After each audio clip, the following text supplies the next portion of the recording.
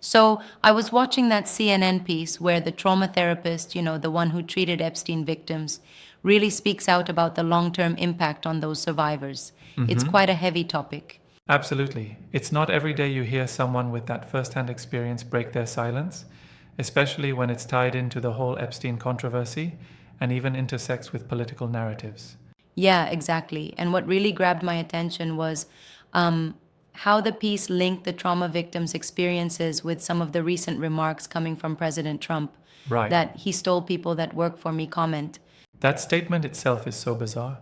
How does that even relate to the trauma she described?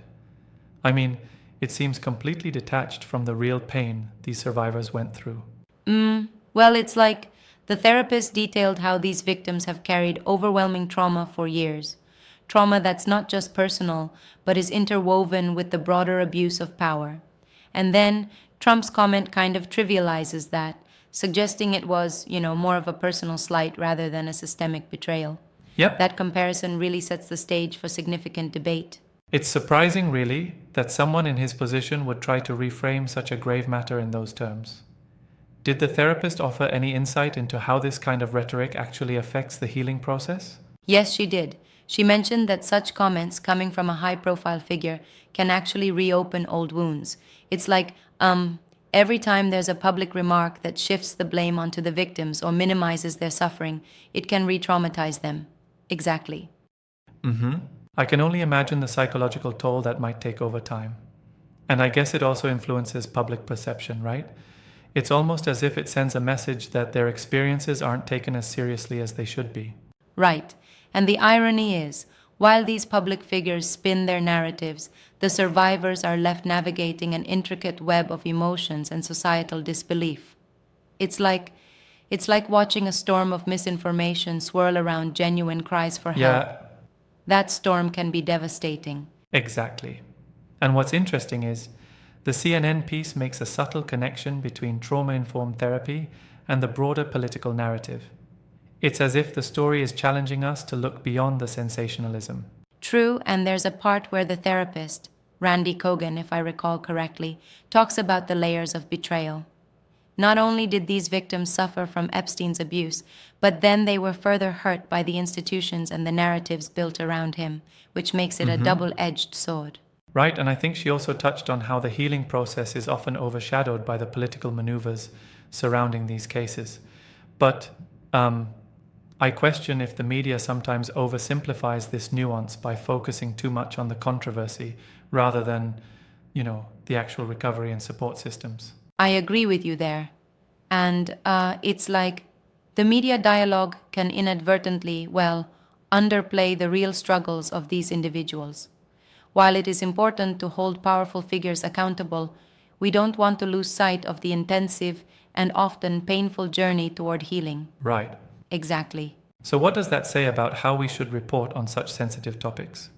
Should there be more emphasis on the victims' stories rather than the political spin? Absolutely. I mean, when you have first hand witnesses of trauma like this therapist, it provides a raw and essential perspective. The focus should be on giving these survivors a voice rather than letting political figures dilute or sidestep the real issues. That's crucial. Mm-hmm. Right. And thinking further on it, her approach to therapy, addressing both the personal and systemic neglect, really underscores the need for comprehensive support structures. Yeah, it's like a double helix. The personal healing intertwines with societal accountability. And another striking point was that she emphasized the idea of safety in sharing these experiences, which frankly builds a community around healing. Absolutely. Yeah, exactly. And that community aspect can transform into a potent force against the uncertainty and isolation these victims often feel. But I also wonder, do you think the broader narrative risks overshadowing the actual messages from the therapist? That's a fair critique. While the political angle grabs headlines, it can sometimes eclipse the nuanced insight into recovery and trauma management that she offers. It's a balancing act, teaching the public about the systemic issues without reducing it all to a political brawl. I see what you mean. Exactly. And by doing that, it's important that the media doesn't oversimplify trauma into sound bites. There's a lot of complexity here. Yes, and the CNN report did a decent job bringing that to light, though it sometimes falls into the trap of sensationalism. It's always a risk when you interweave politics and personal traumas. And that Right. can inadvertently widen the gap between understanding and, genuine empathy. That's a good point. Speaking of empathy, the therapist's message seemed to advocate for a kind of solidarity, not just with individual survivors, but also with the broader community that supports them. Yep, and she highlighted that healing is not just an individual process, it's a collective one. Through therapy, support groups, and even public discourse, survivors can rebuild a sense of dignity and control over their lives. Exactly, that collective effort is key. And it's interesting how she connects this back to the idea that public narratives, like the one from Trump, can derail that collective healing by undermining the victim's legitimacy. That really puts things into perspective. Yeah, it does. And it's like every comment or political maneuver sends ripples far beyond just surface level opinions. It touches on deep personal scars. I mean, imagine facing that kind of disbelief repeatedly. It must be Absolutely. exhausting. It shows how critical it is to change the conversation. Definitely. And it makes you think about the responsibility of us as listeners and media consumers to seek out and amplify those authentic voices, rather than be led solely by headline controversies. Totally agree. It's like we're being reminded to engage with these stories on a deeper level and to really, really listen to what the survivor narratives are trying to convey. Listening intently can drive change. And, if we don't broaden our understanding, we risk repeating the same mistakes over and over again in how we process these types of traumas. Right. Also, a bit of a tangent, but it struck me how the tension between public figures' self serving narratives and the real consequences for the victims creates, well, this kind of cognitive Yeah. dissonance. It's like two different realities colliding. Exactly. And in a way, it forces us as a society to reconcile our desire for sensational news with the imperative for responsible storytelling. Absolutely.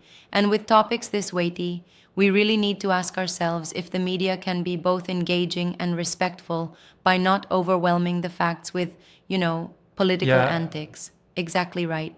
And I wonder, could this sort of coverage finally lead to more robust mental health support systems? If people start recognizing that these issues go far beyond media sound bites? That's what I'd hope for. I mean, when stories like this hit the mainstream, it could be a catalyst for better funding, more public awareness, and integrated support for those struggling with trauma. It's like planting a seed of change. For sure. And while controversial public figures and sensational headlines might grab our attention, it's these deeper conversations that really matter in the long run. Exactly, and it reminds us that in the aftermath of scandal and abuse, the focus should be on healing, accountability, and community support. I mean, where else do you see that kind of multi-layered approach? Right. That's the real takeaway. It's a powerful reminder that while political narratives can be loud and attention-grabbing, they shouldn't drown out the voices of those most affected.